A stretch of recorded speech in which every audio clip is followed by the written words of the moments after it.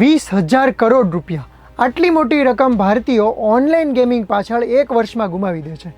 દેશમાં આશરે 22 કરોડ જેટલા લોકો ઓનલાઈન ગેમિંગ કે પછી જુગાર રમે છે અને એમાંથી 11 કરોડ લોકોને તો એની લત લાગી ગઈ છે, એટલે કે એ લોકો નિયમિત રીતે ઓનલાઈન ગેમિંગ કરે છે. આ આંકડાઓ દેશ માટે ખૂબ ચિંતાજનક છે, કારણ કે દેશમાં હજારો લોકો પોતાની જીવનભરની સંપત્તિ ઓનલાઈન ગેમિંગ પાછળ ગુમાવી દે છે. નાના નાના બાળકોને પણ લત લાગી જાય છે અને ઘણા બધા લોકો તો જીવ પણ ગુમાવે છે. પણ હવે આવું નહીં બની શકે. એની પાછળનું કારણ છે promotion and regulation of online gaming bill 2025. હવે પછી ભારતમાં પૈસા સાથે રમાતી તમામ ઓનલાઈન ગેમ બંધ. Game over. ગુજરાત સમાચારના ડિજિટલ પ્લેટફોર્મ્સ પર હું છું મયુર અને આજના વિડીયોમાં સમજીશું કે લોકસભા અને રાજ્યસભા બંનેમાંથી પસાર થયેલા આ બિલના કારણે દેશવાસીઓને શું ફાયદો થશે. તો મિત્રો, અગાઉ એવું હતું કે ઓનલાઈન ગેમિંગને સ્કિલ બેઝડ ગણાવીને કંપનીઓ પૈસા કમાતી હતી, કારણ કે જો ચાન્સ બેઝડ ગેમ્સ પૈસાથી ઓનલાઈન રમાડવામાં આવે તો એને ગેમ્બલિંગ એટલે કે જુગાર કહી શકાય. સુપ્રીમ કોર્ટના આદેશ બાદ જે ગેમ્સમાં સ્કિલનો ઉપયોગ થતો હોય એવી ગેમ્સને પરમિશન આપવામાં આવી હતી. ક્રિકેટની સટ્ટાબાજી હોય કે રમી કે પોકર જેવી ગેમ્સ ઓનલાઈન રમાઈ રહી હતી, એની પાછળનું કારણ આ જ હતું. પરંતુ હવે સ્કિલ કે ચાન્સ તમામ પ્રકારની પૈસાથી રમાતી ગેમ્સ ઓનલાઈન બંધ કરવામાં આવી રહી છે અને એની પાછળનું કારણ આપતા સરકારે જણાવ્યું હતું કે આ બધી જે ગેમ્સ છે એમાંથી ફ્રોડ અને ચીટિંગ પણ થતા હતા.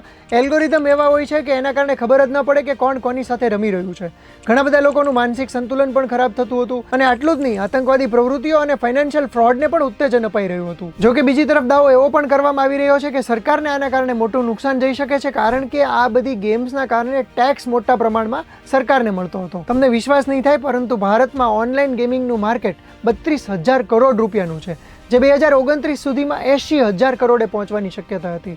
આ જે તમામ ઓનલાઈન ગેમિંગનું માર્કેટ છે એમાંથી 86% રિયલ મની એટલે કે પૈસાથી રમાતી ગેમ્સ હતી. વિવિધ પ્રકારના ઓનલાઈન ગેમિંગ પ્લેટફોર્મ્સને પૈસા ચૂકવવા માટે યુપીઆઈનો ઉપયોગ લોકોએ કર્યો અને આ રીતે 1.2 લાખ કરોડ રૂપિયા એક વર્ષમાં ટ્રાન્સફર કરવામાં આવ્યા હતા. સરકારી આંકડાઓ પ્રમાણે માત્ર 2024ના 6 મહિનામાં જ સરકારને 7,000 કરોડ જેટલું ટેક્સ રેવન્યુ ઓનલાઈન ગેમિંગથી આવ્યું હતું. આ સિવાય કેટલાક એક્સપર્ટ્સનું કહેવું છે કે સરકારને જીએસટી અને બીજી કેટલીક અલગ અલગ રીતે 20,000 કરોડની આવક થતી હતી, એ હવે બંધ થઈ જશે. આ બિલ લાગુ થયા પછી આ સેક્ટરના અંદાજે 2 લાખથી વધારે લોકો નોકરી ગુમાવે એવી પણ શક્યતા છે. પરંતુ આ બધા નુકસાન સામે ઓનલાઈન ગેમિંગના કારણે દેશવાસીઓને જે નુકસાન થતું હતું એ ખૂબ મોટું હતું.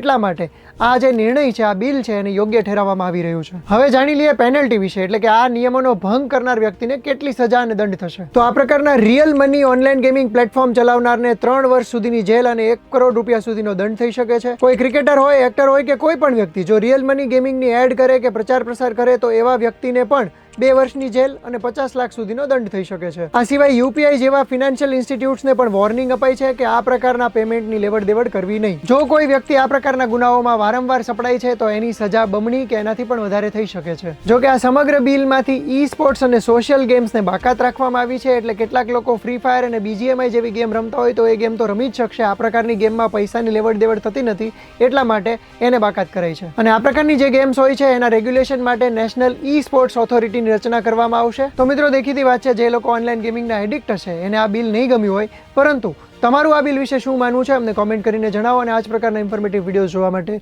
ગુજરાત સમાચાર જોતા રહો.